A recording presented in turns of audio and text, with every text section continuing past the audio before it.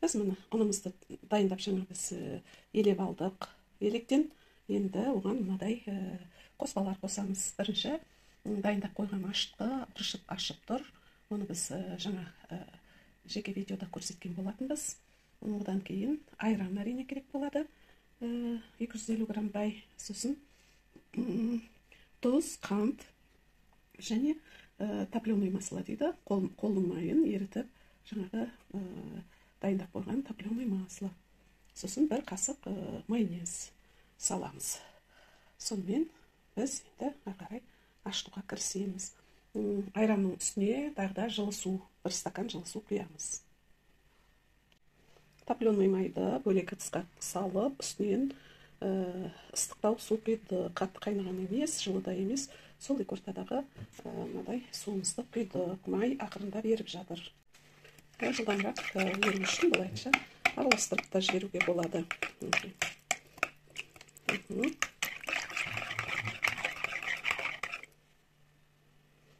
Еріп бола бастаған кезде біз оның үстіне жаңағы бір стакан айранымызды құямыз.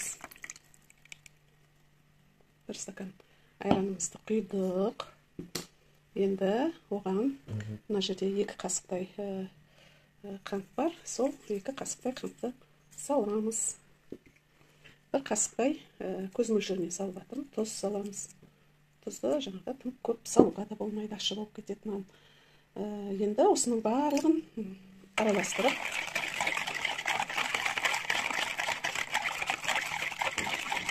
біркелкі массаға келтіреміз.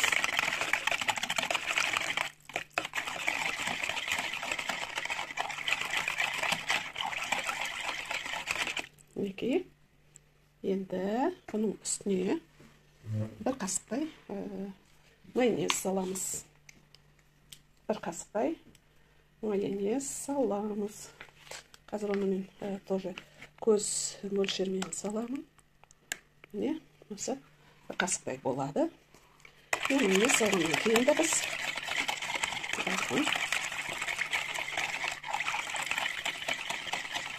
осылайша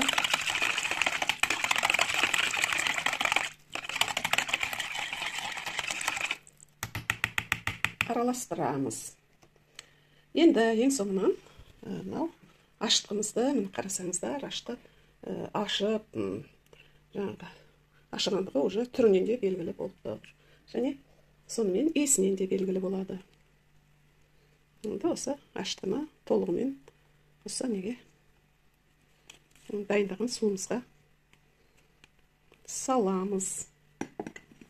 Қалып қойған несі болса, кішкене тағы қасықпен бұлай жоғалап салып қоямыз. Жаңағы дайындаған ашытқының барлығы салынады, өйткені осы бір ашытуға жасалған. Бұны бір жағынан айтуға болады, жаңағы свежий дейді ғой, свежий ашытқы, өйткені көп күн сақталып тұрмаған. Міне ашытқымызды салып бітірдік. Енді осыны ары қарай әбден бір келкі массаға айналғанша жаңағы араластырамыз. Байқасаңыздар, менің жаңағы нан ашытатын сұйықтығым уже қоймалжың қою болып осындай бір массаға айналды. Енді ары қарай нан ашытамыз белгілі бір мөлшерде. Осы ашытқы қосылған, айран қосылған сұйықтықты біз жаңағы ұнның үстіне құямыз. Оның үстіне құйып, оны кішкене бұлай араластырып байқап аламыз. Мінекей, мен бұны мынандай қозғағышпен, жаңағы араластырғышымен араластырып тұрмын. Байқаймыз. Сосын ары қарай байқап алғаннан кейін біз оны немен қолмен ашытамыз ары қарай. Мынандай міне қолмен басып, мынандай әдемі формаға келтірдім бір неге қалыпқа. Енді бұны жауып ары қарай ашытуға қоямыз. Қолдан жасалған ашытқымен нанның тез ашу үшін жаңағы сіздерге айтатын бір лайфхакым бар. Ол қандай лайфхак қазір естисіздер. нанды аштық болсымен сіздің жаңағы ыдысыңызға лайықты, формасына лайықты. Мысалы, мен нанды мынау темір шараға ашыттым. Осы темір шараның көлеміне сәйкестеу қазанға не кастрөлге жылы су құясыздар, оны қайнатпайсыздар. Міне мен 2-ге қойып қойдым, қазір 1-ге түсірем. Ол үнемі жып-жылы су болып тұрады. Жылы болу керек, ыстық болмау керек.